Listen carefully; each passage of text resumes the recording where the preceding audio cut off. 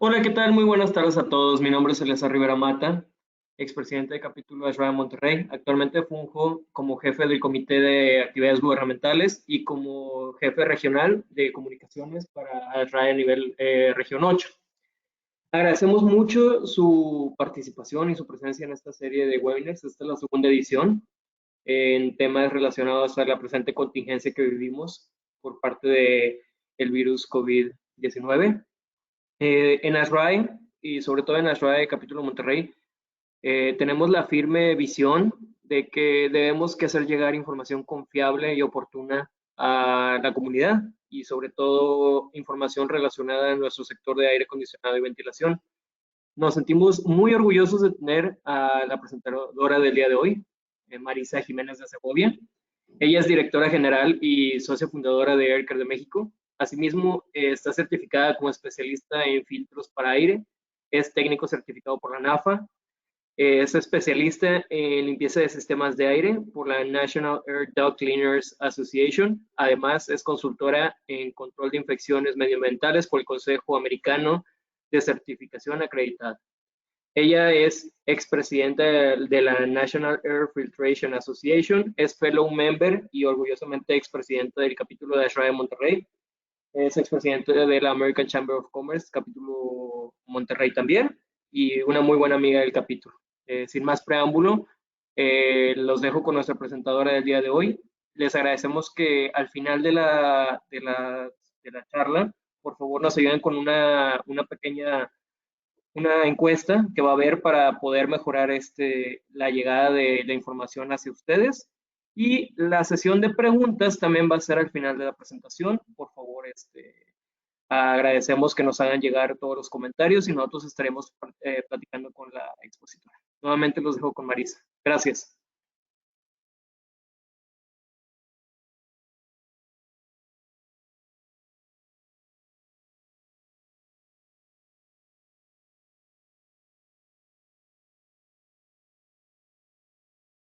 Quito el mute y se lo tenemos.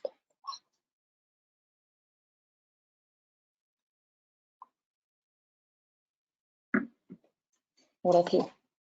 Bueno, pues muy buenas tardes, tengan todos ustedes. Les agradezco muchísimo a todos los que se dieron el tiempo de reunirse con nosotros y agradezco mucho a Eleazar por la invitación y al capítulo de Monterrey. El título de nuestro webinar es Tecnologías para la limpieza del aire interior y COVID-19. Algunos pensamos que esta pandemia, cuando empezamos a escuchar de ella en finales de diciembre, principios de enero, pues quizás pensamos que nunca nos iba a llegar.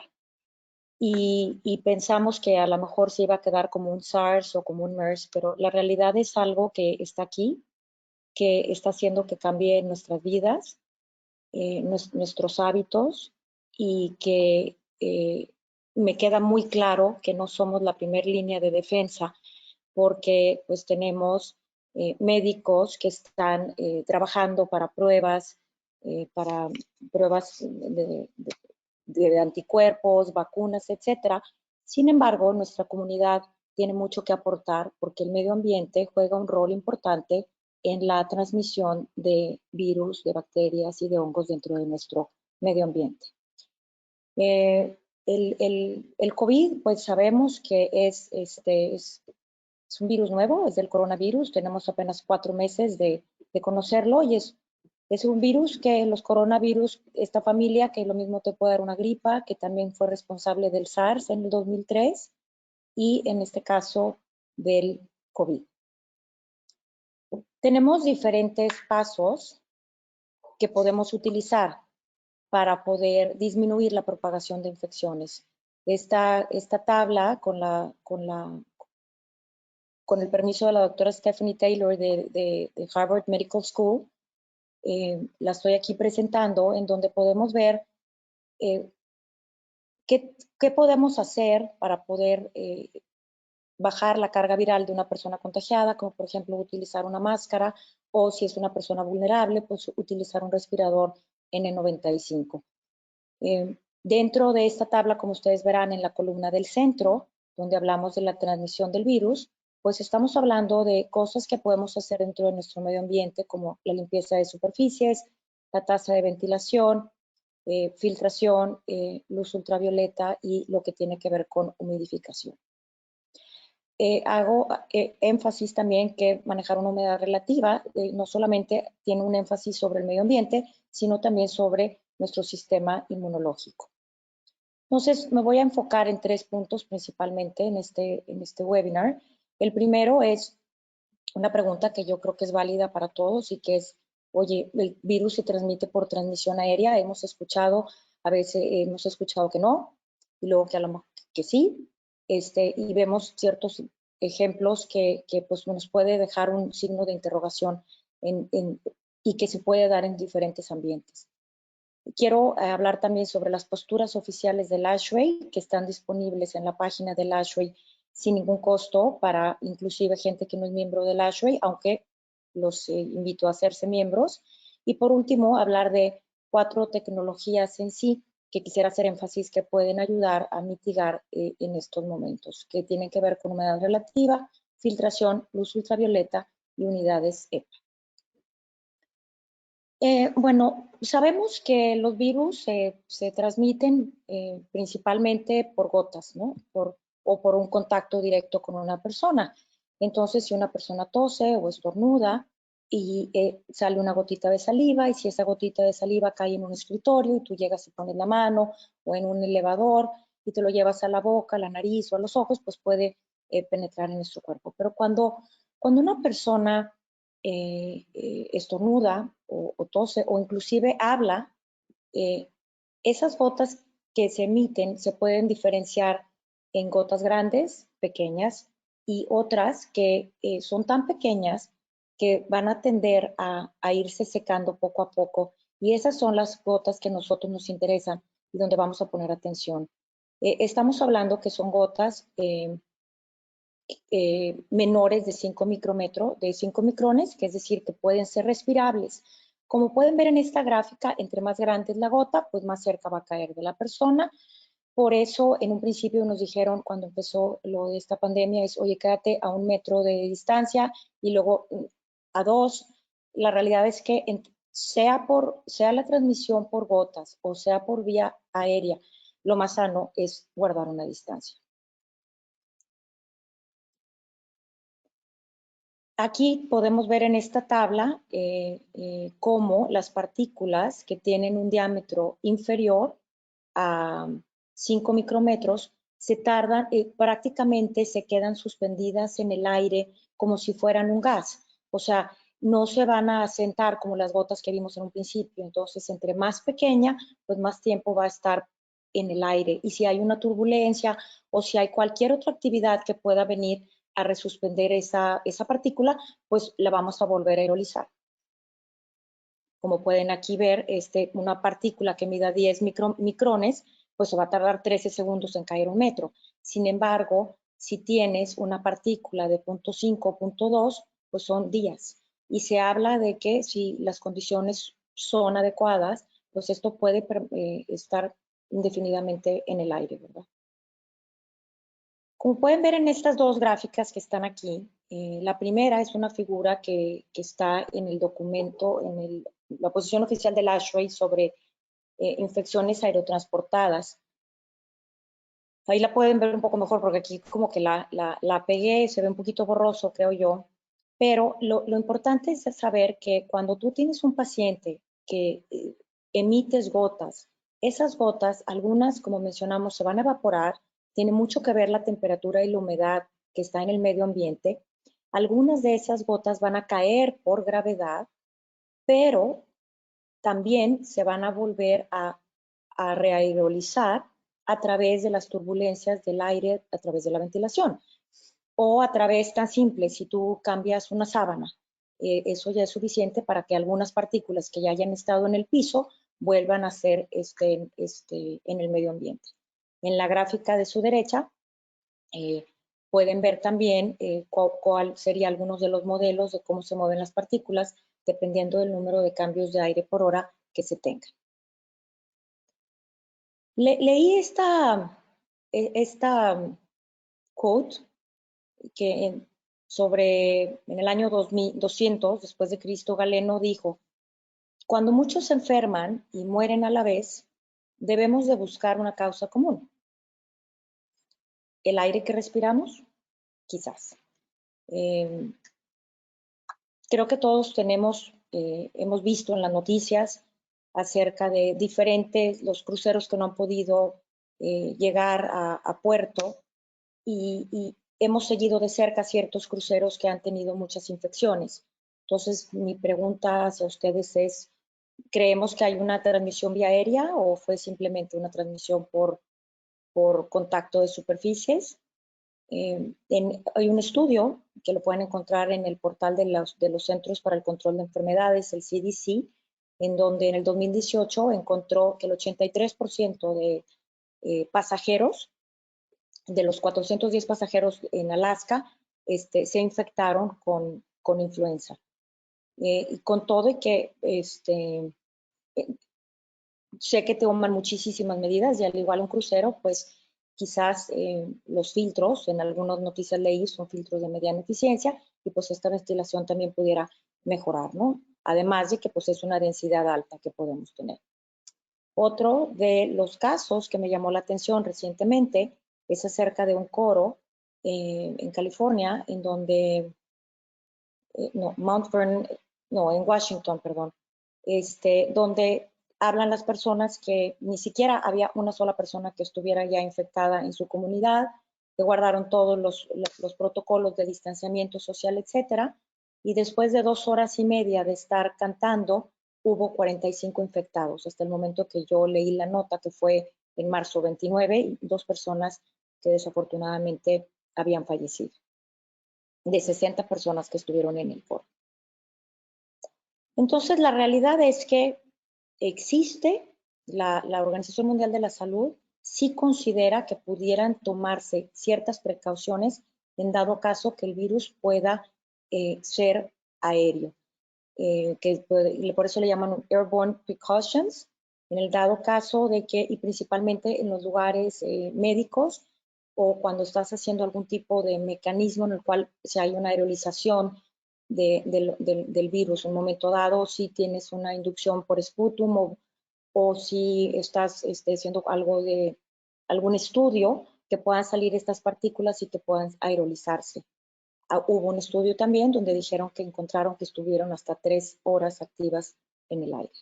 Entonces, pues esto yo creo que hasta ahorita nos puede quedar, a lo mejor sí, la Organización Mundial de la Salud dice, no hay evidencia de que se transmita vía aérea. A mí me gustaría ver que dijera, hay evidencia de que no se transmite vía aérea. Entonces, ante eso, pues yo los invito a que tomemos diferentes estrategias que nos puedan ayudar. En el 2003, y traigo este caso a relación ya sobre el mismo tema, que tuvimos el síndrome agudo de respiratorio, el SARS, en un complejo de departamentos, que esta es la foto, que se llama Amoy Gardens. Una persona visitó en 2 ocasiones un departamento y en la segunda ocasión, en su segunda visita, utilizó el sanitario y de esa persona, y a causa de una ventilación defectuosa que venía proveniente de todo el sistema de drenaje, hubo 321 casos de residentes. Si les interesa, después encantada les puedo mandar el estudio y vieron cómo se fue transmitiendo de una torre a la otra por una ventilación defectuosa. Sabemos también que el SARS y el COVID son parecidos. Digo, obviamente todos los patógenos son diferentes y como les dije, estamos aprendiendo porque es un virus nuevo, pero bueno, quise compartir esta información. Entonces, los Centros para el Control de Enfermedades, si tú te metes a su site, dentro del SARS, te dice que fue altamente posible que el virus se haya propagado a través del aire o de otras formas que aún se desconocen.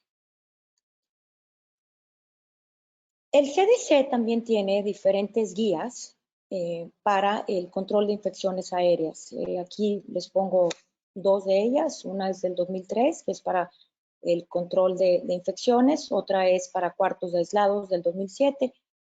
Y también en el CDC podemos ver ciertas recomendaciones para pacientes. Aquí pueden ver en su pantalla numeradas del 1 al 12. Quiero poner su atención en el número 3 y en el número 7. El número 3 nos habla de que cuando tú recibes a un paciente que tiene sospechas de que tenga COVID, pues sería importante si vas a estar teniendo alguna actividad que puedes generar aerosoles, que lo pongas en un cuarto de aislado. Y el número 7, en la última viñeta, nos habla sobre el número 7, que habla de controles de ingeniería. Te dice que implementes adecuadamente la dirección del aire, la filtración y que te asegures de que tus sistemas estén mantenidos apropiadamente. Y ahí es en donde entramos todos nosotros. Específicamente voy a hablar de estas 4 soluciones. Una de ellas las vamos a dividir. Uno es diluir. La dilución, el objetivo es reducir los contaminantes. Su uso en general, no estamos hablando exclusivamente de un hospital, sino puede ser tu casa, la oficina, una escuela, etc.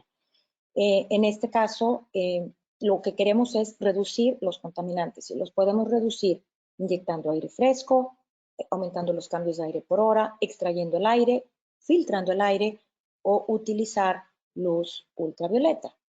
Otra de las soluciones de las que vamos a hablar es la contención a través de un diferencial de presión, es decir, cuando hablamos de crear un cuarto de aislados o cabinas en donde puedas hacer ciertos procedimientos. También vamos a hablar sobre la captura. Bueno, en este caso también estaríamos hablando de que captes el contaminante desde el principio, como lo que sería alguna cabina o alguna campana de flujo laminar, y el control también del flujo direccional. En este caso es muy importante la ubicación que tengas de los difusores, de cómo lleves el aire para llevar el aire de más limpio a menos limpio. Creo que es bien importante el diseño que se le da, porque a lo mejor hay veces que tienes una salida de inyección y un retorno tan cercano uno al otro que aunque tú tengas un sistema de filtración muy bueno, ese aire limpio no hace un barrido por la habitación. Entonces, pues sí es muy importante que podamos tener un buen diseño para poder cuidar, en el caso de un hospital, al staff y al paciente a su vez. ASHRAE tiene varios documentos oficiales. Aquí estoy enunciando 2 de ellos. Quiero hablar un poquito sobre cada uno. Obviamente tienen muchísima información muy valiosa. En el primero, en el de las enfermedades infecciosas, hablamos de que muchas enfermedades son transmitidas por la inhalación de partículas infecciosas o lo que le llaman ese droplet nuclei del cual hablamos cuando se iba evaporando, cuando hablamos que es menor de 5 micras, de las cuales hay muchas enfermedades que están reconocidas como la tuberculosis, que se transmiten vía aérea, o la rubiola, varicela, etc. También habla de que las partículas infecciosas se pueden diseminar a través de un sistema de ventilación. Hay muchos estudios que hablan al respecto, incluyendo la influenza, y nos habla de las diferentes estrategias de las que vamos a estar hablando en el resto de nuestro webinar. También existe la posición oficial del ASHRAE de filtración y limpieza del aire. En esta específicamente excluye a todos los centros de salud, es decir, para los centros de salud hospitales se debes de ir al estándar de ventilación, que es el 170. Te habla de que todos los filtros y toda la tecnología de limpieza del aire debe de estar acompañada de documentos que avalen su desempeño en remoción de contaminantes y deben de estar basados en estándares de la industria. Y hago énfasis en esto porque últimamente hemos estado viendo muchas tecnologías emergentes de las cuales no existen métodos de prueba avalados por la industria, o sea, son métodos que hizo el propio fabricante y tal parece que dan muy buenos resultados y quizás sean, pero mientras que no haya un peer review o no haya algo de la industria que nos diga como tal, pues ASHRAE es muy cuidadoso en no recomendarlos. También se permite el uso de luz ultravioleta y no se permite generadores de ozono, ya que se considera un contaminante, o tampoco se permiten aparatos que como un subproducto puedan generar cualquier cantidad de ozono. Y aquí también está el link para que lo puedan en un momento dado buscar. Dentro de la posición del ASHRAE, para infecciones aerotransportadas, hay una tabla, que es la tabla número 1, que aquí se las pongo, donde te habla sobre cada una de las estrategias. Esta la adapté un poquito, pero al final de cuentas es la misma información, en donde podemos tener las categorías y qué tipo de estrategias podemos utilizar, como la ventilación por dilución, o sea, manejar la cantidad adecuada de aire fresco, pues se utiliza en todas las categorías, desde instituciones de salud, instituciones correccionales, colegios, restaurantes, tiendas, etc. La temperatura y la humedad relativa, bueno, pues ya en hoteles y en multifamiliares, pues ya queda a discreción, ¿verdad? De cómo lo vaya a utilizar cada persona, etcétera. Pero lo que quiero poner atención aquí es que dentro de las estrategias tenemos el sistema de filtros, que es válido para todas las categorías. Tenemos lo que es la luz ultravioleta en diferentes, ya sea que lo vayamos a poner en la pared o directamente en la manejadora. Y pues ahí sí va a depender de cuál es la aplicación, según la opinión del ASHRAE. Bueno, pasamos a ver nuestras 4 categorías. Humedad relativa, filtración del aire, luz germicida, ya sea en una instalación superior o en la manejadora del aire, y lo que son unidades EPA. Y ahorita explico para mí cuál es la diferencia entre una unidad EPA y entre un filtro EPA. Y dentro de la luz germicida no voy a tocar el tema de ductos, aunque para mí en los ductos es pasa muy rápido el aire, tendrías que poner mucha luz en el ducto para que pueda ser eficiente. Voy a empezar a hablar sobre la importancia de la humedad relativa. Hay diferentes, hay un estudio que se me hizo muy interesante de esta doctora Stephanie Taylor, que por cierto va a tener un webinar pronto, lo vi, y aparte está en el Task Force de epidemiología del ASHRAE, que habla sobre cómo afecta la humedad. Entonces se hizo un estudio en un hospital cerca de Chicago. Es un hospital que se hizo en el 2013, un hospital LEED de plata, que tiene 240 cuartos, y se estudiaron 8 millones de datos de los cuartos de 300 pacientes, entre lo que estudiaron temperatura, la limpieza de las manos, la presurización del cuarto, los niveles de CO2, el tráfico en el cuarto, cambios de aire por hora, etc. Y dentro de lo que notaron es que cuando disminuyó la humedad relativa en las habitaciones, aumentó el número de infecciones durante este estudio. Entonces, ¿por qué es tan importante manejar la humedad relativa? Bueno, volviendo un poquito a la primera diapositiva, hablamos de que una persona puede expulsar gotas virales, ¿verdad? O sea, o que estén infectadas con el SARS-CoV-19.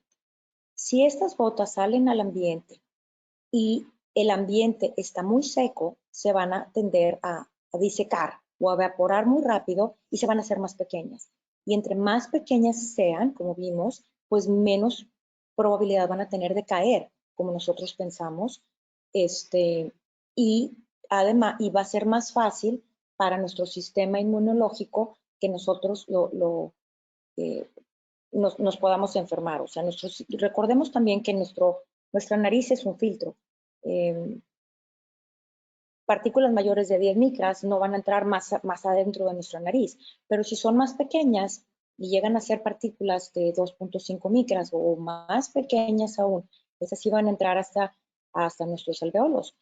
Nuestra cilia, nuestra mucosa nos protege, entonces si tenemos una buena humedad relativa, nuestro propio cuerpo va a tener una mejor manera de defenderse, no solamente a nivel de la cilia, sino a través de ciertas proteínas que se generan en el nivel de la tráquea para poder pelear contra diferentes microorganismos. También cuando el aire está muy seco hay más polvo en el medio ambiente, y recordemos que los virus viajan en el polvo o viajan en una gotita de saliva.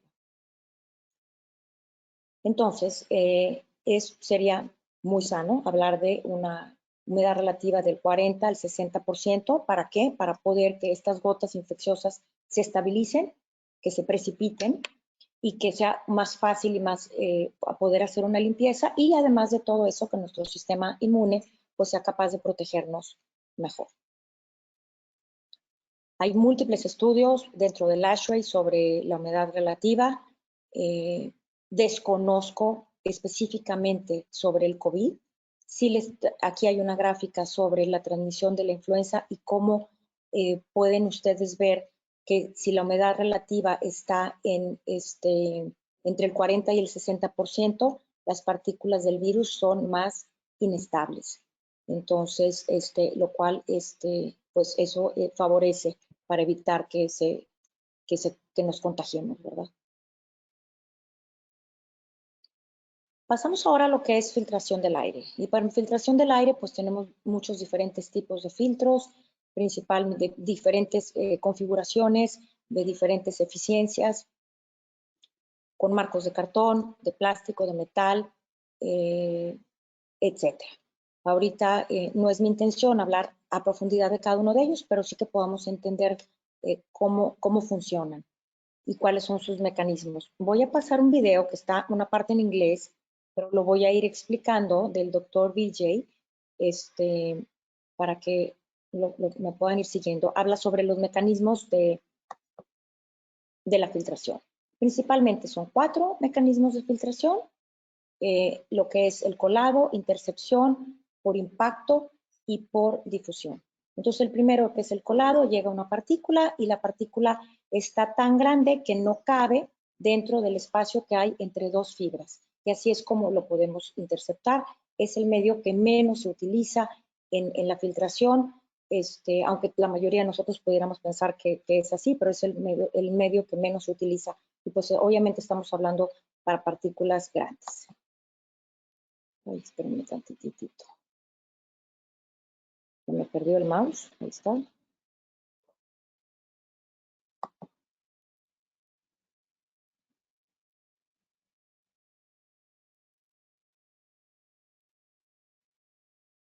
Bueno, no, se me perdió el mouse, no sé dónde quedó, así es que ya no lo voy a poder ir parando, pero bueno. Después puede ser que venga la partícula, va siguiendo el flujo del aire y conforme sigue el flujo del aire, choca contra la fibra y ahí se queda atrapado con esta partícula.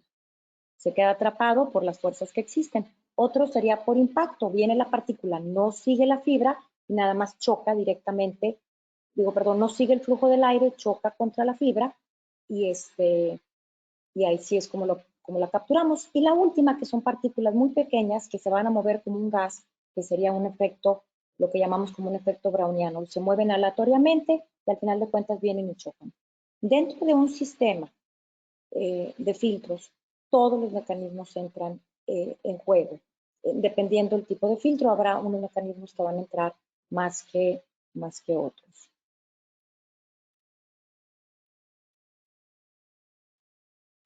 Y esto es para mí la parte más importante que les quería mostrar y que tiene que ver con la partícula. A ver, espérenme tantito. Me voy a tener que regresar, espérenme un segundo. A ver, ya lo encontré en mi mouse, perfecto. Espérenme tantitito. Ok. Perdón, pero no soy la más tecnológica. A esto es justamente lo que quiero llegar y es lo que nos va a dar la idea de cómo es que nos funcionan un filtro EPA, etc. Aquí, como ustedes pueden ver, entre más grande sea la partícula, menor es el efecto del mecanismo de difusión para poderlo atrapar. Entre más grande sea la partícula, mayor es el impacto, lo vamos a poder capturar por el mecanismo de impacto de intercepción. Pero si ustedes se fijan, hay un punto en donde tenemos lo que le llamamos el most penetrating particle size. Entonces, esto quiere decir que, como ustedes pueden ver, si hablamos de que la partícula más penetrante fuera, por ejemplo, 0.18, todavía partículas más pequeñas las podemos filtrar por el mecanismo de difusión. Y esto es muy importante. Por ejemplo, si en un filtro EPA tú utilizas una velocidad del aire superior a la que está diseñado, pues este equilibrio del que estamos aquí hablando no se va a romper. Entonces, es muy importante que entendamos que el tamaño de la partícula más penetrante tiene mucho que ver con la velocidad de que estemos manejando.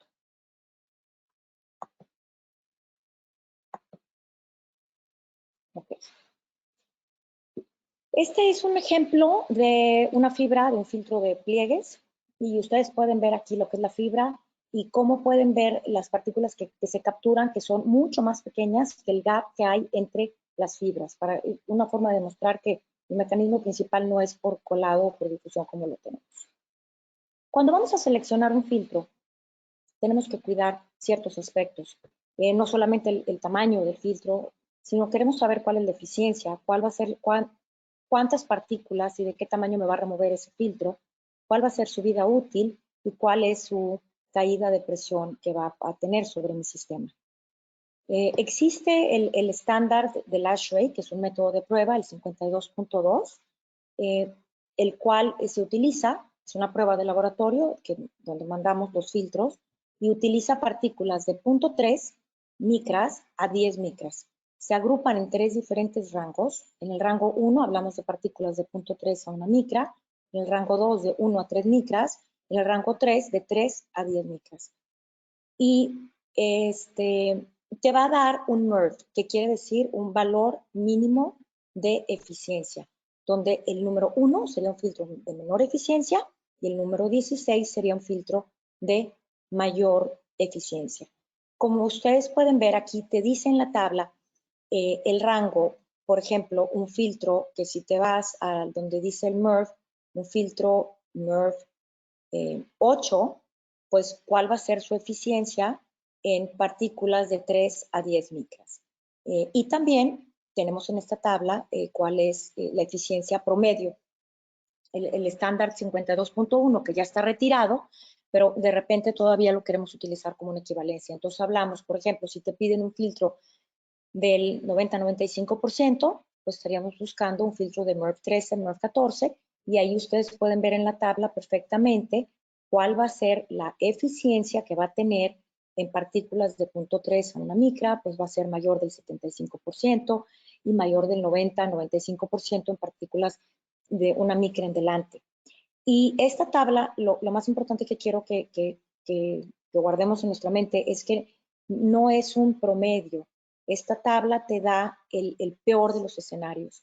Entonces, sí te saca un promedio al final de cuentas, pero de lo mínimo. Entonces, tú ya sabes si tienes un filtro MERV 13, cuál va a ser la eficiencia mínima que te va a dar ese filtro. No te tienes que esperar a que el filtro se vaya saturando para que el filtro te vaya dando un promedio mejor. Eso es muy importante, que tú ya sabes cuál va a ser la eficiencia mínima, porque recuerden que conforme un filtro para partículas se va ensuciando, ese filtro va siendo más eficiente.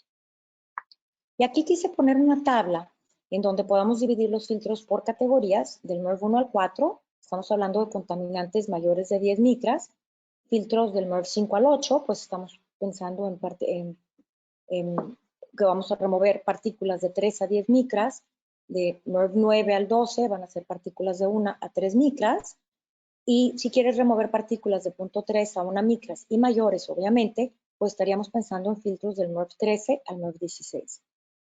Como ustedes pueden ver en la tabla, hay ciertas configuraciones de filtros, como los de pliegues, que se repiten en las diferentes categorías. Entonces, tú puedes elegir un filtro y tendrías que especificar cuál es el MERV que tú estás buscando, ¿verdad? Porque puede ser que tengas un filtro de pliegues que sea un MERV 7, un MERV 8, un MERV 11, un MERV 13.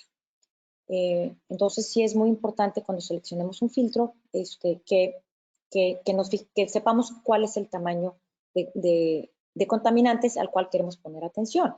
Y recordemos que los microorganismos pues son un contaminante en sí, y cómo los vamos a filtrar pues también va a ser por su tamaño. Como pueden ver, en la columna de la derecha vienen las caídas de presión.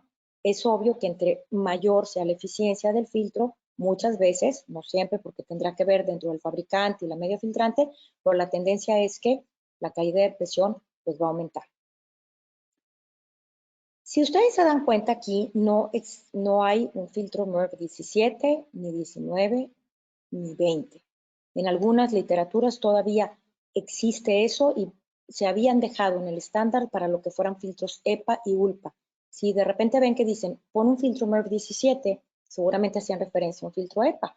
Pero el filtro EPA ya no entra dentro de la categoría del ASHRAE, se mide bajo otros estándares, y un filtro EPA, que puede haber diferentes configuraciones. Aquí estoy poniendo un ejemplo de un filtro tipo caja que tiene separadores de aluminio.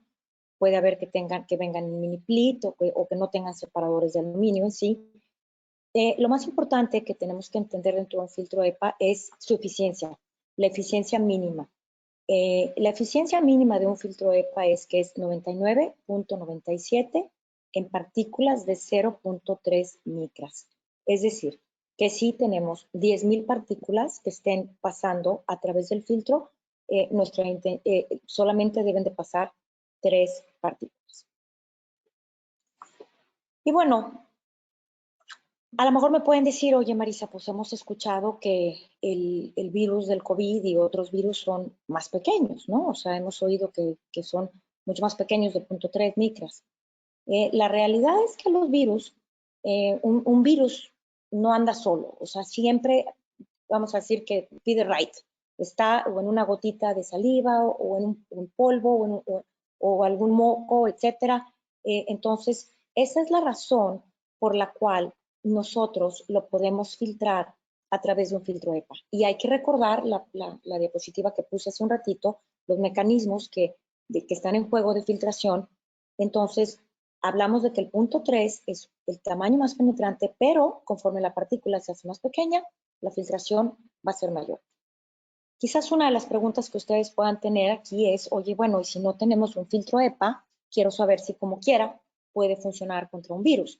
Y les recuerdo la foto del elefantito con el polvo que tiene ahí, que dice, oye, en verdad, si esta mancha de polvo habla, es que algo tiene que estar ahí. Y ese es justamente el motivo por el cual vamos a poder, con filtros que aunque no sean EPA, poder quitar microorganismos del medio ambiente. Miren, aquí hay una serie de virus o de microorganismos por tamaño. Quiero que pongamos atención al tamaño del rinovirus o del adenovirus, por ejemplo, el rinovirus, que son 30 nanómetros, que sería más o menos causantes de la influenza. Y que pongamos atención a una que está abajo, que dice bacteriofage, que dice MS2, que dice 24 nanómetros. Obviamente hay virus más grandes y más pequeños dentro de los microorganismos. Los más grandes van a ser hongos, luego siguen las bacterias, que en su mayoría miden como regla de dedo 1 micrón, aunque hay más grandes y más pequeñas. Y los virus son todavía los más chiquititos. Entonces, les quiero presentar este estudio que viene en el libro de NAFA Guide de la Asociación de Filtración del Aire, en donde podemos ver la eficiencia que tuvieron diferentes tipos de filtros a este bacteriofage, que es el MS2 fage, que acabamos de ver que medía como 24 nanómetros. En la primera línea podemos ver un filtro MERV 16, que sería un filtro también que si lo pusiéramos en eficiencias por debajo, o sea, si se fijan, es 95% DOP, un filtro EPA diríamos que el 99.97% DOP, o sea, en este caso 916. Fíjense la eficiencia que nos da cuando pasas en un filtro limpio o saturado a la primera vez, o sea, te remueve el 99.3%. Conforme el filtro se va saturando, pues aumenta un poquito la eficiencia. Las otras dos columnas son diferentes tipos de bacterias. Y en la primera tenemos la caída de presión, o sea que hablamos un filtro MERV 16, pues muy cercano a un filtro EPA, casi creo que 1 pulgada de caída de presión. MERV 15, por ejemplo, un filtro tipo bolsa, que tuvieras una caída de presión de 0.64, tenemos una eficiencia en un filtro limpio del 95% y conforme se va saturando de polvo, de un 99%. Si nos vamos a un filtro MERV 14, un mini plit, por ejemplo, en forma de V, tenemos que un filtro limpio que te da un 87% de eficiencia y saturado de polvo un 99. Obviamente que saturado de polvo, pues de entre el 87 y el 99 va a ir subiendo su eficiencia. Cuando ya se satura, cuando ya lo tienes que cambiar, por ejemplo, en este caso a 1.4 pulgadas de columna de agua, pues ya rindió su vida útil, pero empezó en un 87% y va a continuar ir aumentando. Aquí les quiero mostrar, por ejemplo, un filtro mini plit en UV, que podemos ver la diferencia de caída de presión que tiene con un filtro panel mini plit también. O sea, es casi la mitad de la caída de presión, lo cual a la larga pues te va a dar ahorros energéticos.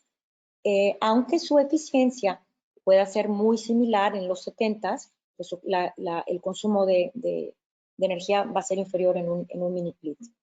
Y, por ejemplo, si pusieras un filtro MERV 12 que fuera mini plit, pues si ustedes ven, la eficiencia va a ir aumentando de un 78 a un 89% en virus. O sea, imagínense ustedes si estuviéramos hablando de bacterias, etcétera. Aún sería mayor esa eficiencia. Y tenemos también lo que sería un filtro MERV 8, en donde estaríamos hablando que inclusive te pudiera retener en su máximo un 80% de este virus. Muy bien. Hablando de esto, quiero, pues más que nada, decirles, si nos pueden funcionar para virus, pues obviamente podemos hacer muchísimo más cosas con otro tipo, con microorganismos más grandes. Lo más importante que yo le he aprendido al doctor Vijay es cuánto aire limpio podemos entregar. Al final de cuentas, la tasa de entrega de aire limpio es una ecuación y es el caudal por la eficiencia. Entonces, habrá equipos en donde yo sé que no podemos meter un filtro EPA aunque quisiéramos, porque no podríamos con la caída de presión. En ese caso, o sea, yo lo que quiero que tengamos en mente es, si tienes un caudal bajo, pues podemos meter un filtro, o sea, buscas alta eficiencia y un caudal bajo, o al revés. Si pones baja eficiencia, pues vamos a tener un caudal alto, ¿verdad? Para que, por ejemplo, 100 pies cúbicos por minuto con un filtro del 90%, te daría lo mismo que 120 pies cúbicos por minuto con un filtro del 75%. Entonces, como conclusión, pues sería ¿qué tipo de filtro puedes meter en tu sistema que sea la mayor eficiencia que puedas meter sin que estés comprometiendo tu flujo? Hablamos acerca de un edificio verde que las eficiencias deben de ser mayores del MERV 13. Existe el estándar 62.1, 62.2 para ventilación de calidad del aire interior. Si quieren guías de qué tipo de filtros se deben de poner, que de antemano les digo, un filtro MERV 8 cuando tienes un serpentín o cualquier superficie que esté húmeda para evitar la propagación de hongos. Y hablamos de filtros hasta de MERV 6, 11 o 13, según la norma que estés tomando y la contaminación del aire exterior. Si tienes una contaminación alta de PM10 o de PM2.5, pues en esa ciudad tendrás que ir aumentando el nivel de filtración. En un edificio verde, por ejemplo, les puedo decir que la eficiencia mínima para poder tener, o sea, te piden que cumplas con el estándar 62.1, pero es importante también, si quieres tener créditos, pues utilizar filtros MERV 13. Pasemos ahora a lo que es la luz ultravioleta. No sé cómo vamos de tiempo. Espero que bien, 3:45. Que pasemos ahora a la luz ultravioleta. La luz ultravioleta, yo tengo muchos años de estarla manejando, pero yo creo que en el último mes hemos tenido más petición de luz ultravioleta que en todos los años que he tenido de estarla manejando. Y dentro de los documentos del ASHRAE y dentro del handbook del ASHRAE, si no me equivoco, es el capítulo 62 del handbook 2019 de aplicaciones, manejamos el ASHRAE y aquí yo quiero poner atención en dos tipos de instalación. Uno, dentro de la unidad manejadora de aire y otro dentro de la parte superior de una habitación. Quiero decirles que no toda la luz ultravioleta es germicida. Dentro de la luz ultravioleta tenemos VA, o sea, tipo A, tipo B y tipo C. Y dentro de la tipo C también tenemos ciertos rangos. Entonces se considera la luz más germicida cercano a los 254 nanómetros. Entonces eso es importante, que busquemos luz ultravioleta que sea lo más apegado a la reunión germicida, 1, y 2, que no genere ozono, porque hay aparatos de ozono que utilizan la luz ultravioleta para generar ozono, pero no toda la luz ultravioleta genera ozono. ¿Cómo funciona la luz ultravioleta? Bueno, la luz ultravioleta germicida lo que hace en sí es alterar la capacidad del ADN o del RNA de ese microorganismo para reproducirse. Y también dentro del libro del handbook, en la figura 4, podemos ver que los organismos patógenos más susceptibles a lo que es la luz ultravioleta son los virus. Primero son los virus, luego las bacterias y luego los hongos. Y si estamos hablando de filtración, pues sería justamente al revés. Los hongos, que son los más grandes, por ejemplo, la Aspergillus o el Penicillium, etcétera, pues van a ser más fáciles de filtrar que los virus. Tenemos, voy a empezar a hablar sobre la instalación de la luz germicida en la parte superior de una habitación. Este es un método que es recomendado no solamente por ASHRAE, sino por los CDC, los Centros del Control de Enfermedades, y por la Organización Mundial de la Salud, como recomendación inicialmente para el tratamiento de tuberculosis, pero obviamente funciona para cualquier otro microorganismo que esté flotando en el medio ambiente por cualquier circunstancia. Como ustedes pueden ver, es algo que se instala en la pared, tiene mucho que ver la dosis y o sea, tiene que ver la intensidad del aparato y el tiempo de exposición del microorganismo a la luz ultravioleta. Entonces, cuando se va a elegir un aparato de este tipo, pues es importante que conozcamos cuál va a ser el output, no solamente de la lámpara. No creas tú que dices, ay, pues a lo mejor tengo una lámpara que tiene 36 watts contra una que tiene 20, quiere decir que la de 36 es mejor. No necesariamente.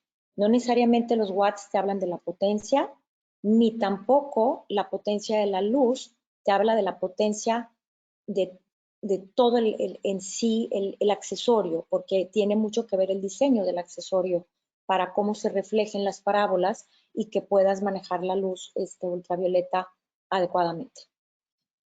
¿Cuál es la idea en este caso? Bueno, se habla, vamos a hacer una luz germicida que trabaja como un rayo en la parte superior de la habitación.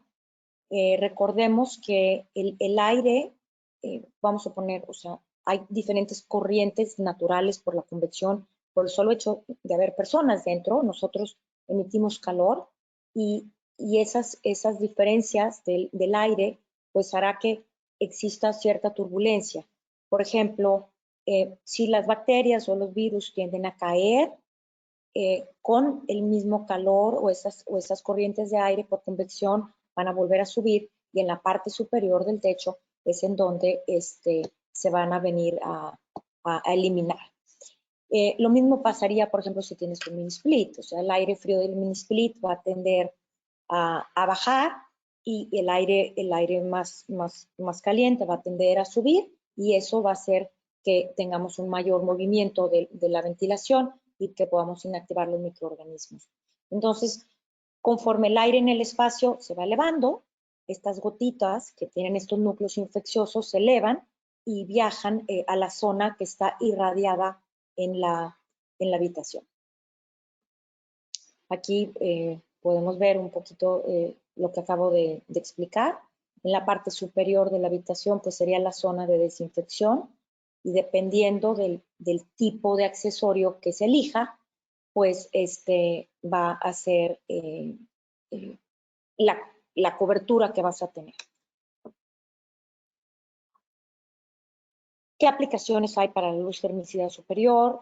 Obviamente hospitales, lugares muy concurridos donde tengas mucha gente a la vez, prisiones. Estaba yo leyendo en una prisión en Estados Unidos,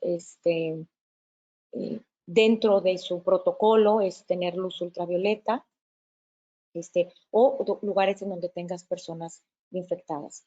Y la luz ultravioleta en un momento dado la puedes suplir por cambios de aire por hora. Si no tienes suficientes cambios de aire por hora, hay ciertas tablas que te ayudan dependiendo de la eficiencia de la luz que estés utilizando o del accesorio que estés utilizando a cuántos cambios de aire por hora equivale, igual que en la filtración. Aquí lo importante, como pueden ver en esta diapositiva, es que buscamos que la zona en la parte más lejos del accesorio estemos manejando 10 microwatts por centímetro cuadrado. También otra cosa que es muy importante es la distancia que tengas del piso hacia el accesorio. Se habla de 7 pies, es decir, 2.13 metros aproximadamente, es lo mínimo que se necesita. Si tus techos no son altos, entonces esta no puede ser una solución, porque se trata de que tú puedas estar en la habitación y que esto llegue por encima de ti. Y obviamente, entre más espacio tengamos entre el rayo de luz y el techo, pues mayor área de cobertura vamos a tener. Aquí les quiero mostrar algunas fotos de aplicaciones de luz ultravioleta. Las dos superiores, una es en una habitación, la otra es en todo un corredor del hospital. Lo puedes poner inclusive pegado a la pared o lo puedes poner suspendido del techo.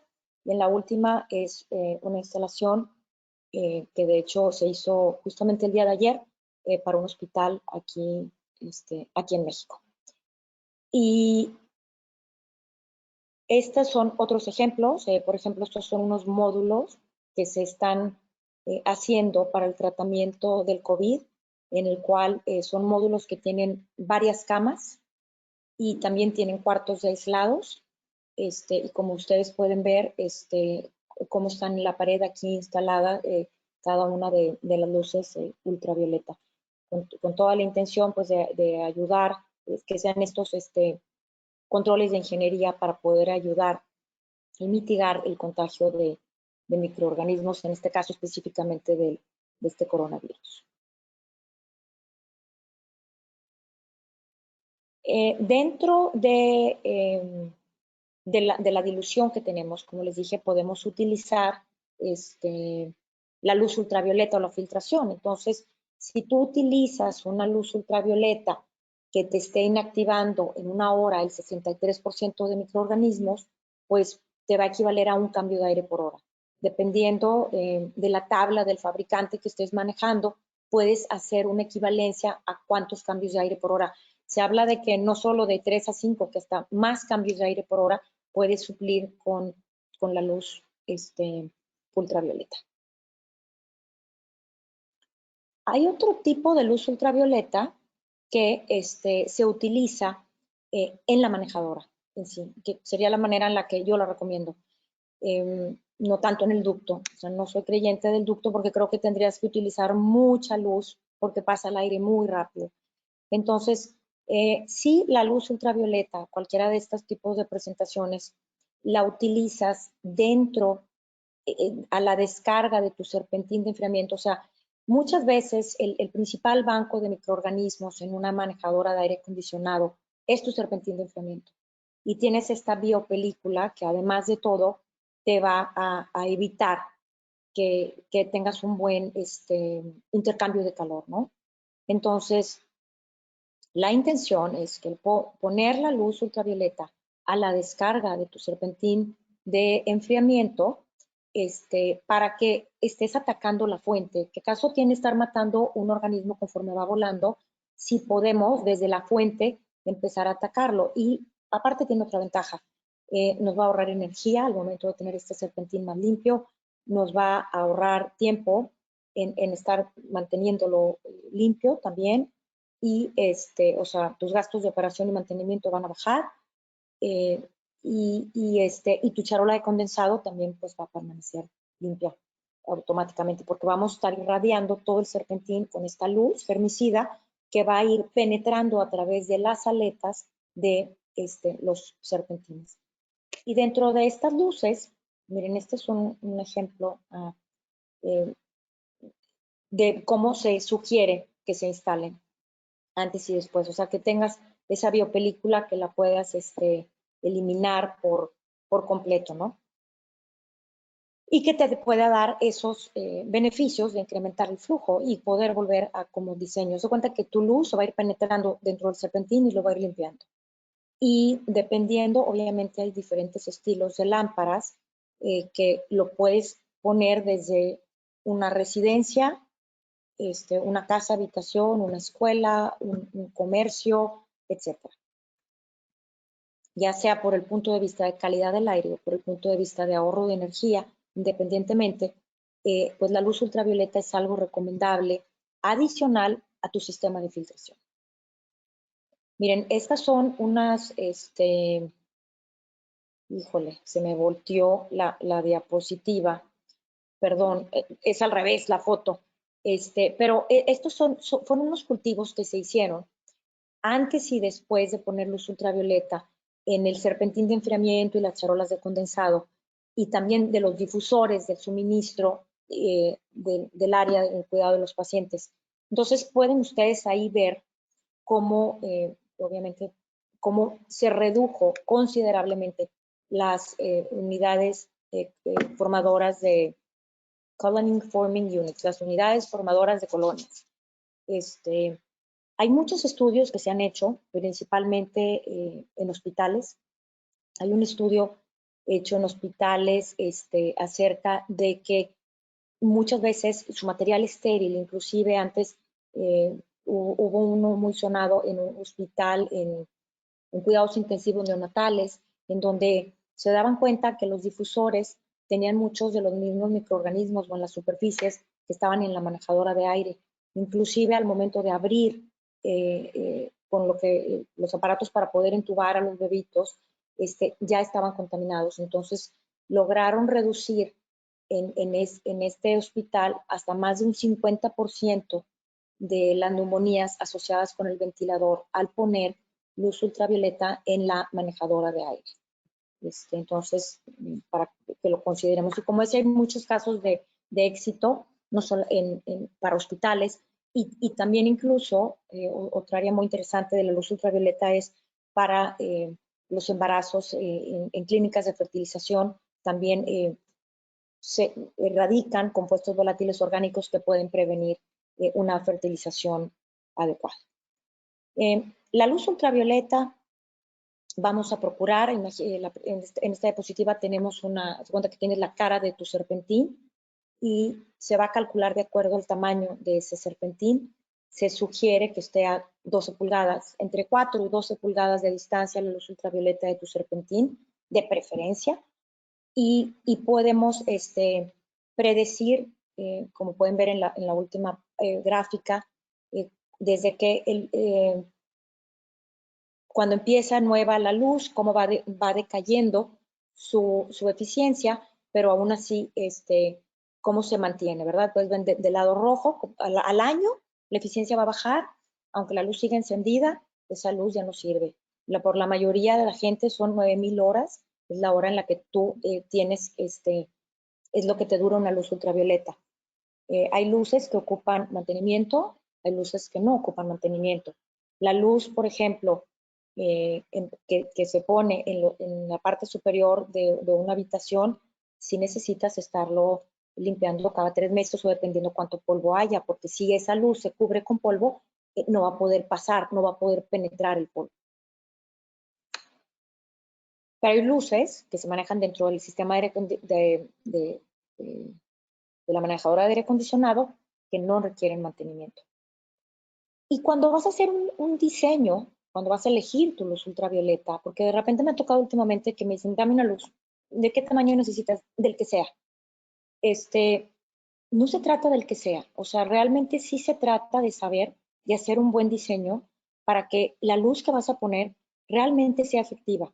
tanto para el tamaño del cuarto que vas a tener o para el tamaño de tu serpentín. Entonces, dentro de una manejadora de aire puedes diseñar con diferentes criterios.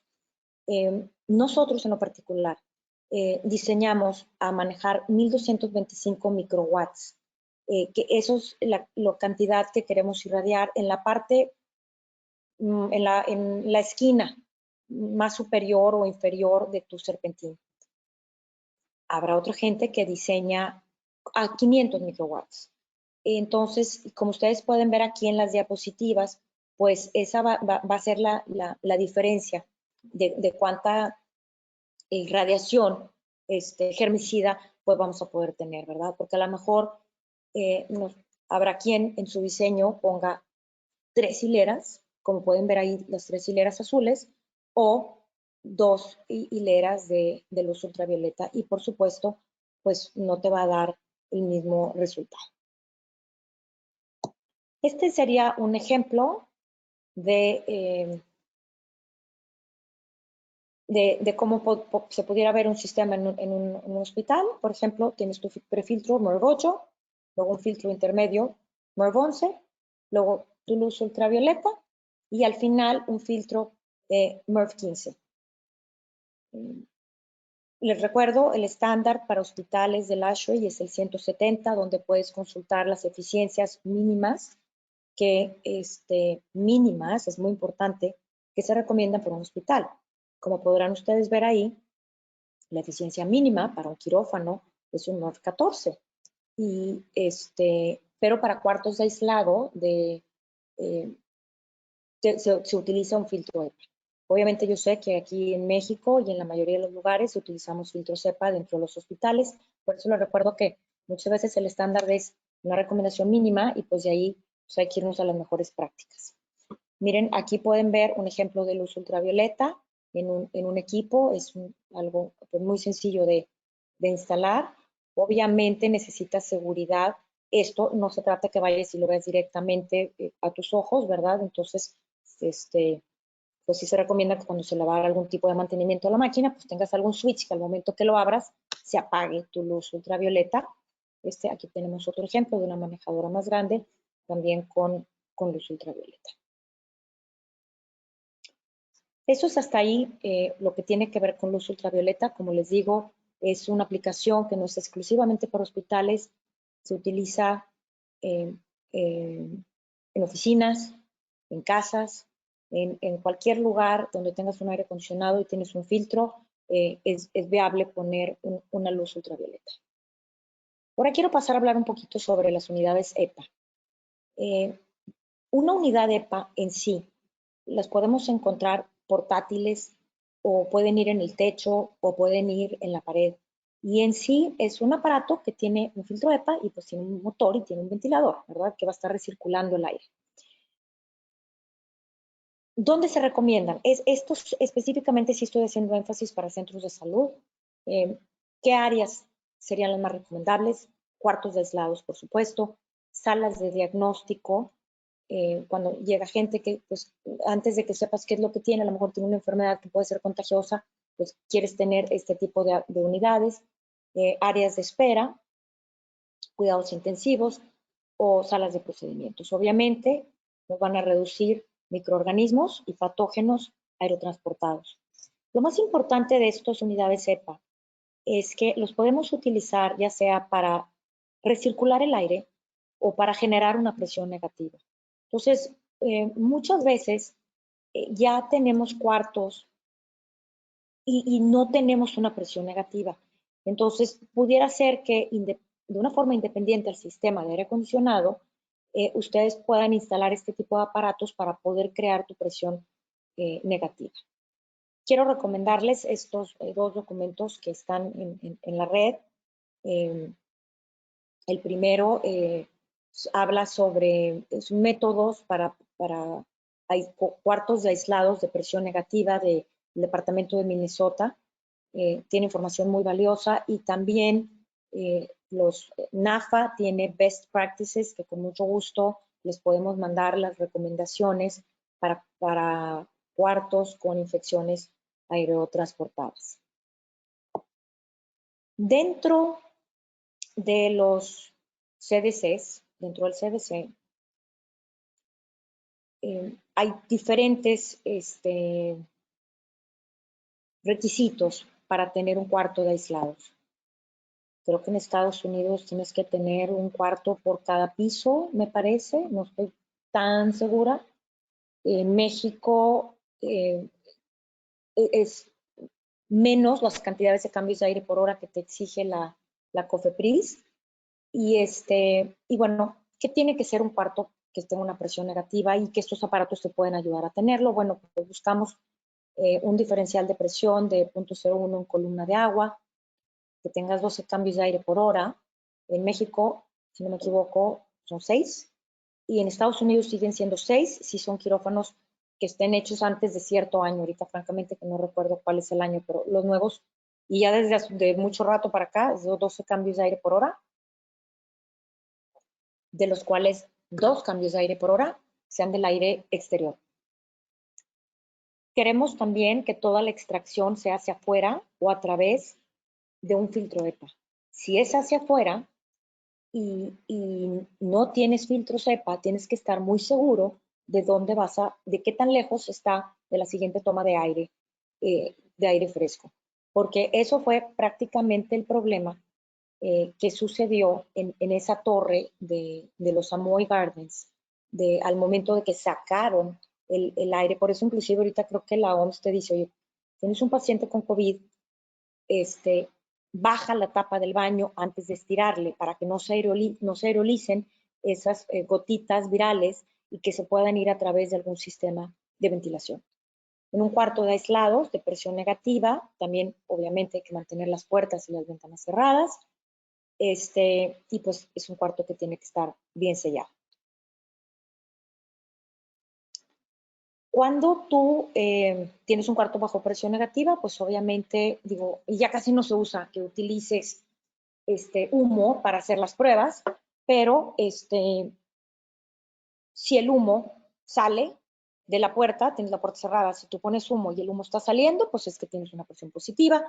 Si el humo entra, pues tienes una presión negativa, pero pues lo más común es que ya tengas un manómetro o un sensor con una alarma inclusive que te hable que si perdiste esa presión o que inclusive haga que tu unidad de EPA se encienda si tú estás perdiendo esa presión negativa o positiva según lo tengas calcular. Miren, aquí les quiero dar algunos ejemplos que vienen en esa presentación del estado de Minnesota que les comento. Por ejemplo, esto es un aparato portátil que lo llevas a una habitación y estás descargando por medio de un ducto al exterior. O sea, poder quitar una ventana o hacer una apertura en una ventana y sacas el aire al exterior limpio. O sea, ese aparato que está ahí rojo, pues es una unidad EPA que obviamente tiene tu motor, pero va a tener filtros EPA. La mayoría, dependiendo, algunos tienen luz ultravioleta inclusive, y obviamente pues tienes tus prefiltros. Si lo vas a querer para hacer una presión negativa, por lo general hay que decir esta unidad como es. En Estados Unidos hay hospitales que tienen sus aparatos como estos, como tener cualquier otro aparato. O sea, yo estoy muy consciente que aquí en México no lo tenemos, pero ojalá que poco a poco podamos ir influyendo para que esperemos que no tengamos una pandemia como esta pronto, ¿verdad? Que ha sido, que se ha propagado tan rápido y que ha resultado tan mortal, pero que pudieras estar preparado en el momento, ya sea en épocas de influenza, etcétera. O sea, yo sé hospitales que tienen 70 unidades de estas y que dentro de las, y ahorita vamos a ver dentro de las recomendaciones que cuando estuve haciendo para preparar esta presentación te decían, oye, revisa que tus unidades SEPA funcionen. Aquí, ahorita, yo creo que vamos a adquirir unidades SEPA. Otro ejemplo de esta unidad, pues es que lo puedas sacar por el retorno. Entonces, aquí es importante en un momento dado, si lo vas a sacar por el retorno, pues sellar las otras partes del ducto y también que verifiques cuál sería el impacto que vas a tener con el resto de tu sistema, ¿verdad? porque es importante que si tú vas a tener una presión negativa aquí, pues no alteres el resto de tu sistema. Pues les recuerdo que son totalmente independientes. Puedes también utilizar un filtro EPA, por ejemplo, cuando tienes una habitación que esté cubierta por una cortina plástica, lo puedes sellar y también tú tienes la confianza de que vas a estar manejando, en este caso hay que poner atención que la toma debe estar dentro del interior del plástico y la salida pues debe estar por fuera de esta cortina plástica, ¿verdad? Miren, aquí tenemos un ejemplo de alguna de estas unidades puestas en una habitación. Esta sería una habitación para un paciente en aislamiento utilizando un diferencial de presión. Como ustedes pueden ver ahí, la inyección del aire, un NORF 14. Tienes un monitor en la entrada del cuarto que te esté midiendo la presión y luego tienes tu filtro EPA. Y si se fijan, cuál es el flujo del aire, viene de más limpio a menos limpio. O sea, aquí estamos asumiendo el paciente es alguien que puede tener una enfermedad contagiosa y entonces tú en este caso pues quieres proteger al staff que viene a verlo, ¿verdad? Fuese que tuvieras una persona inmunosuprimida, pues quisieras entonces que el staff se pare cerca de donde está tu filtro que en un momento dado estarías recirculando. Y podemos ver aquí el baño. El baño también se recomienda que tengan filtros EPA a la extracción, si es que tienes una toma de aire cerca. Miren aquí otros dos diagramas de otro uso distinto a las unidades EPA. En este caso, por ejemplo, si tuviéramos un cubículo, un médico, donde quieras él estarse protegiendo, ¿verdad? Y que el aire de donde está el paciente pues esté recirculando. Y porque las flechas son muy indicativas, o una estación de enfermeras, en donde al momento de que abra la ventana, las enfermeras, pues tengas una inyección de aire limpio. Y la mayoría de estos aparatos tienen diferentes puertos. Tú les puedes poner ductos flexibles y los puedes adaptar a las necesidades que tú necesites. Todos estos aparatos van a depender de, o sea, necesitas conocer el tamaño de la habitación para saber cuántos CFM necesitas manejar y de ahí dependería qué modelo es el que tuvieras que elegir, porque lo más importante al final de cuentas es que podamos dar los cambios de aire por hora que requieras para esa unidad. Y bueno, ya para ir terminando, pues lo importante de que es también manejar aire limpio, o sea, el flujo del aire que estemos manejando, ¿no? Como en la figura 7, por ejemplo, como vemos cuál es la extracción. Me tapa un poquito lo del webinar, no le quiero mover porque luego no se me vaya a cortar. Pero podemos ver ahí donde tenemos la extracción, donde tienes tu filtro EPA para que puedan ver cómo están el flujo del aire. En este caso, el A y el B, algo que menos se utiliza, pero donde tú tienes tus dos retornos al exterior, o sea, para que tengas ese flujo de aire que estés bañando con aire limpio, o en la A, estás haciendo un barrido, ¿verdad? Donde estás inyectando aire y lo estás sacando por el otro lado. De ahí que es tan importante el diseño que ustedes hagan desde un mero principio en un hospital para que el control que tengas del flujo del aire haga realmente una diferencia. Porque si no, no va a importar el filtro que le pongas, no te va a funcionar.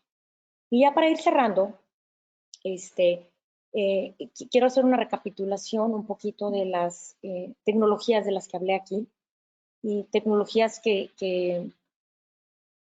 están contempladas, que se anuncian como para limpiar el aire, y cuáles tienen estándares o no dentro del ASHRAE o métodos de prueba dentro del ASHRAE. Las que no tienen, o esas tecnologías que yo mencioné, que muchas veces se habla de fotooxidación, iones, plasma, etcétera, hoy por hoy no existe un método de industria, un método de prueba dentro de la industria que te diga qué tan eficientes son.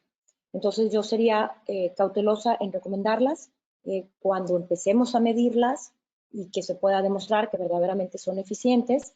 pues las incorporaré dentro de las tecnologías que podamos recomendar, siempre y cuando no emitan ozono, ¿verdad?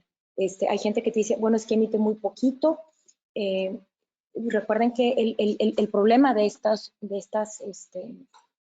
tecnologías muchas veces es que, y hay muchos estudios al respecto, es que esos radicales libres que se generan, aunque sean muy pocos, van y reaccionan con, tan simple, con un limpiador, con un Windex, con cítricos y reaccionan y se generan muchísimas partículas ultrafinas que en una persona con asma o en una persona con problemas respiratorios o en una persona con alergias, pues no es recomendable. Y en muchas ocasiones también estos iones, si no hay un filtro que lo atrape, porque hay aparatos que son más enfocados hacia casas que manejan diferentes tecnologías. Si tienes un filtro que lo atrape, es diferente, porque hay veces que lo emites, digamos, por los ductos y entonces cargas las partículas y estas partículas van a salir y se van a ir a precipitar a cualquier otro lugar en donde sean atraídas por la energía. Entonces lo vas a tener atrapado en ti o en una superficie como un escritorio o en la pared, etc. Entonces, todo lo que estamos aquí incluyendo, que después yo me imagino que la podemos compartir esta presentación, quitándole uno que otro error de ortografía que me acabo de encontrar, pues consideren que cuando ASHRAE tiene estándares, ASHRAE es una asociación 125 años que tiene con gente, recuerden los comités, hay fabricantes, hay usuarios, hay científicos, es una asociación que realmente es la autoridad en todo lo que tiene que ver con aire acondicionado y calefacción, con capítulos en todo el mundo. Yo les insistiría que se fijen si tienen un estándar. Por ejemplo, los filtros, hablamos del estándar 52.2, los purificadores de aire tienen estándar, los precipitadores electrostáticos, no hay información de que funcionan bien, otros que no. No hay un estándar como tal, más que para si generan ozono. La luz germicida ultravioleta sí tiene un estándar, que es el 185. Los filtros de carbón activado también tienen un estándar, que es el 145. Entonces, pues yo los invito a que cuando tengan alguna tecnología, pues lo puedan evaluar desde este punto de vista. Para cerrar, porque creo que ya se nos está acabando el tiempo, dentro de la posición del ASHRAE te habla de que debes de contar con una infraestructura para responder rápidamente a una pandemia. Quizás ahorita ya es tarde, a lo mejor ahorita ya estamos actuando, a lo mejor no todos estamos preparados, pero dentro de lo que te recomienda el estándar, habla que incluyas diversas estrategias además de la ventilación. O sea, no podemos depender exclusivamente de la ventilación.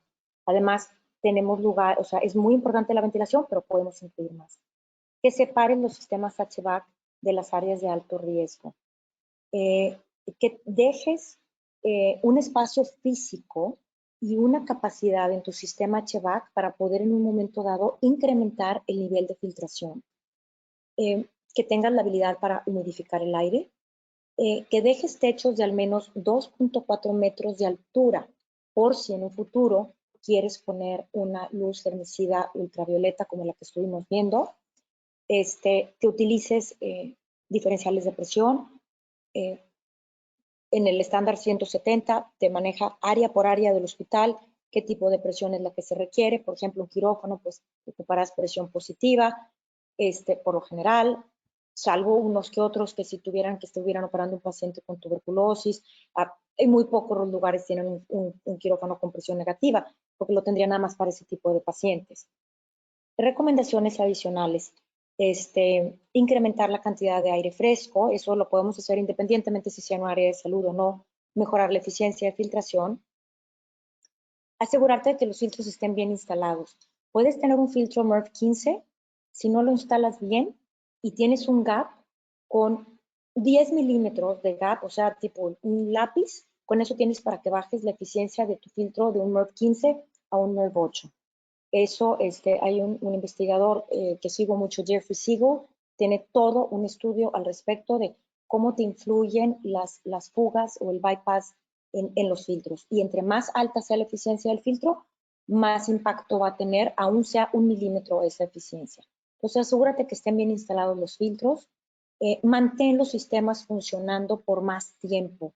Muchas veces los tenemos de tal forma que no están funcionando, o sea, entra y sale el compresor. Aquí lo importante, aunque tengas muy buen filtro, si el aire no está pasando a través del filtro, pues no lo vas a poder estar removiendo. Entonces, ese tiempo que esté el fan on, pues es muy importante. Mantener la humedad entre el 40 y 60% de eficiencia. Si fuera necesario, utilizar filtros, las unidades EPA o las unidades portátiles. Dentro de las recomendaciones que estuve viendo, pues, y que se está haciendo actualmente y que lo he visto en hospitales, es designar áreas enteras para tratamiento de los pacientes con COVID, como los módulos que les mostré que se están haciendo afuera de hospitales, o hay hospitales que están dejando exclusivamente, que dicen aquí, ciertas zonas por completas para el COVID. Verificar que tengan cuartos aislados en todos los hospitales, que los tengamos bien acondicionados. Asegurarnos que nuestras unidades EPA portátiles estén disponibles y estén funcionando bien. Hay que recordar que el sistema HVAC, además de proteger en el caso de un hospital a los pacientes y evitar enfermedades nosocomiales, pues queremos proteger al staff médico, ¿no? Recuerden que el aire debe ir de más limpio a menos limpio. Todo lo que entra y sale lo debemos de controlar. No es recomendable utilizar generadores de ozono, y si estuviéramos comparando un limpiador electrónico contra uno de medio filtrante, pues un limpiador de aire electrónico es más difícil de comparar, y más que no tenemos ciertos estudios. Para estudios de normas aprobadas, que te indiquen su eficiencia. Quiero terminar con estos dos enunciados que vi hoy en la página del ASHRAE, y que en gran parte hay una carta donde ASHRAE manda a la Organización Mundial de la Salud, en donde te habla de que la transmisión del SARS a través del aire es probable, ¿verdad? Y en el caso de que es probable, es importante que podamos reducir la exposición a los aerosoles a través de diferentes medios que todos ustedes tienen a la mano, que son esos de los que acabamos de hablar: la dilución, la ventilación, la filtración. Entonces, no es recomendable apagar los sistemas, porque de repente he escuchado que dicen apágalo. Yo creo que es recomendable limpiar muy bien un sistema después de que tuviste un paciente con COVID, pero no es recomendable que apagues todo, porque aparte de un estrés térmico, pues tampoco sería algo recomendable, ¿verdad? Y pues eso es todo. Les quiero decir que les quiero dar las gracias, les quiero decir que se cuiden mucho, y que tengan en mente que ustedes, como ingenieros y como responsables de los sistemas de la operación de los edificios, ya sea nuevos o existentes, tienen muchas herramientas para poder cuidar la calidad del aire interior, no solamente durante momentos como estos, sino para poder prevenir en un futuro, inclusive de una simple gripa. Pues muchas gracias, y quedo a sus órdenes para cualquier pregunta. Muchas gracias, Marisa. Agradecemos mucho a todos nuestros asistentes, te agradecemos a ti el tiempo brindado. La verdad es que se despertaron muchas preguntas, estamos muy, ¿cómo se dice? Agradecidos también, porque estamos viendo que tenemos asistencia de parte de Sudamérica y de Centroamérica. También nos avisan que nos están viendo desde España, lo cual significa que hay necesidad de comprender este tema. Antes de pasar a la sección de preguntas, quería hacer dos comentarios. El primero es que tenemos una pequeña encuesta, la cual les recordamos que nos ayuden a contestarlo. Esto es para mejora continua. Les va a llegar ahí a su correo y tal vez en un pop-up al finalizar la sesión.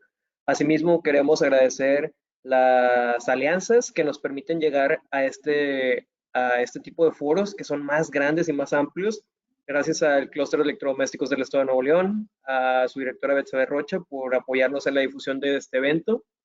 Y pues la verdad es que hay muchísimas preguntas, estamos muy felices con el impacto que tiene. No vamos a poder responder todas, pero estamos seguros que tanto Marisa como en todo el capítulo les vamos a contestar algunas de sus inquietudes a través de correo o mensaje directo. Hay una que se repetía mucho, que era la presentación. Tú ya lo comentaste, la presentación se va a hacer llegar. Asimismo, síganos en nuestras redes sociales porque a través de ellas vamos a mandarles el link de esta videograbación. Esta sesión contigo quedó grabada y van a poderla estar consultando constantemente. Sin más preámbulo, te voy a hacer unas breves preguntas. Nuevamente les comento que no podemos atender todas, pero sí voy a tratar de tocar las más repetitivas. Nos preguntan primero, para la operación del UV, ¿qué voltaje requiere? ¿Sabes? Sí, depende del fabricante, pero la mayoría utilizan un balastro universal de 120 a 277, o sea, pero eso no es un problema, o sea, puede Lo ser representa. que lo tengas universal o lo elijas. Ahora, una pregunta que también se repitió mucho es sobre el uso de la luz ultravioleta y las posibles consecuencias de la salud. Daño a la vista, daño a la piel, o si esto depende de la identidad o el tiempo de exposición. ¿Tienes algún comentario al respecto?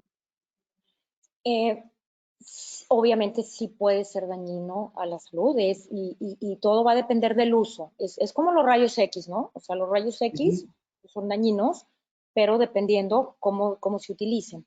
Entonces, la luz ultravioleta que va en la parte superior está puesta de tal forma que no te llega a la vista de la persona, entonces no tendrías ningún daño. Sin Ok, embargo, si tú vieras las que están adentro de la manejadora, lo vieras, o sea, ¿qué es lo que se recomienda? Ponte lentes, guantes, manga larga. No hay ningún daño, o sea, es como si te quemaras en el exterior, pero no es nada que no sea reversible. Pero tienes excelente. que tener tus precauciones, por supuesto. Claro, como todo, y sobre todo los factores de tiempo y exposición. Una pregunta que nos hacen es, para unidades mini split, si también se sugiere el uso de lámparas ultravioleta o algún tipo de tecnología de este tipo. ¿Tienes Mira, algún comentario al respecto? sí, mira, antes quisiera agregar nada más algo tantito. Respecto a la luz ultravioleta, tienes que fijarte de acuerdo al fabricante. Hay luz ultravioleta que está diseñada de tal forma que no haya nadie en la habitación. O sea, de repente, no sé, igual ves que metes así como un robot, cierras la Sí, habitación y dejas que actúe. Esa obviamente no está diseñada para que haya nadie adentro. Las que están puestas en la parte superior, ese por supuesto está hecho para que estés adentro de la habitación. Volviendo a la del mini split, si hay luz ultravioleta muy pequeña, eh, sí lo puedes poner, va a depender del modelo del mini split y lo más importante es que si al momento de que lo coloques no te llegue nuevamente o sea que como no están diseñados los mini splits para tener luz ultravioleta como tal, si lo llegas a poner nada más tienes que tener mucha precaución de que esa luz no esté llegando a la vista de ninguna de las personas, o sea, tiene mucho que ver la altura a la que lo tengas y hacia dónde esté. excelente. Pues la respuesta es Bueno, sí, sí, pero sí, cuidado. sí. Ahora, por último, sabemos que hay microorganismos, hay bacterias, los virus en este caso cuentan con una capa lipídica o peptídica, dependiendo, o proteica, dependiendo su estructura. Eso ya lo hemos comentado tanto aquí como en otros foros. ¿Qué relación tú ves en el uso práctico entre la luz ultravioleta y los ozonificadores? Sabemos que el ozono también se utiliza en algunas aplicaciones para pues, propiciar una calidad del aire interior. Sin embargo, en este caso preciso que estamos batallando con un virus, ¿tú qué recomiendas? ¿Qué recomendaciones tienes o cuáles son tus comentarios respecto a una tecnología contra la otra? UV visible contra ozonificador contra el caso del virus. Bueno, mira, como repetimos en la presentación, el ozono es un contaminante. Yo no recomiendo nada que genere ozono. el ozono allá arriba en la atmósfera es bueno, la capa de ozono aquí en la Tierra es malo. O sea, recordemos las contingencias en la Ciudad de México cuando no circula, es por ozono. Por ende, obviamente, pues yo te diría, yo no recomiendo. Aparte es un irritante, irrita las mucosas. Definitivamente luz ultravioleta. Y como vimos en el diagrama, el virus es el más fácil de penetrar esa capa por medio de luz ultravioleta. Es más fácil penetrar un virus que un hongo. Pues bueno, como comentamos, sabemos que hay muchas inquietudes, estamos muy agradecidos de sus comentarios, de tanto para hacer preguntas directas, como el hecho como se dice, de hacernos conocer sus ubicaciones. Agradecemos mucho el tiempo de Marisa, las alianzas, como comentamos, con los diferentes clústeres del Estado. Agradecemos también al Comité de Comunicaciones del capítulo de Monterrey, que nos facilitó este webinar que les hicimos llegar. Y pues sin más preámbulos, agradecemos también que nos sigan en redes sociales. Marisa, no sé si tengas un último comentario. Pues no, más que nada agradecerles a todos su atención, agradecerte a ti, Eleazar, y a todo su equipo, y pues a cuidarnos mucho en esta época y agradecerle a todas estas personas del staff médico que actualmente pues están trabajando mucho y por muchas horas para que podamos estar bien todos. Excelente. Bueno, amigos que nos pudieron acompañar el día de hoy, sus preguntas, como les dijimos, se las podemos hacer llegar personalmente. Y pues por favor síganos porque la siguiente semana tendremos un webinar más de estas sesiones de contingencia. Gracias a todos y que pasen muy buena tarde. A cuidarse. Gracias.